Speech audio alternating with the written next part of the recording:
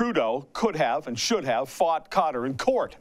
The poll was done by Angus Reid Institute. The main question was, which statement comes closest to your own view? The Trudeau government did the right thing by settling the case and offering an apology and $10.5 million in compensation. Or, the Trudeau government did the wrong thing. It should have fought the case and left it to the courts to decide whether Khadr was wrongfully imprisoned. 71% chose that Trudeau did the wrong thing. People who have voted for each of the three main political parties all agreed it was the wrong thing to do. Conservatives were most against what Trudeau did at 91%, but Liberals were 61% against, and NDP voters were against by 64%.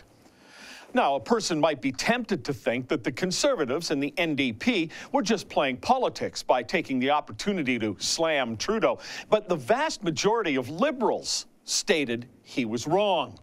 Only a quarter of us think that Khadr was treated unfairly over the past 15 years. People don't expect a terrorist to be treated like a valued house guest. The government's reasoning in making the settlement was that they had no choice. They were in a legal battle with Khadr, and they would lose, they said. So it was better for them to settle now. Public Safety Minister Ralph Goodale said the government had already spent $5 million in legal expenses related to Khadr. Fighting the current suit would have incurred further costs, and Khadr was seeking $20 million in compensation. And the government, Goodale argued, had virtually no chance of success. Two-thirds, 65% of Canadians disagreed with the statement the Trudeau government had no choice but to offer an apology and compensation to Omar Khadr. It is infuriating that while the Trudeau government showed no willingness to fight Khadr in court, they're actively fighting Canadian veterans in court over compensation for injury.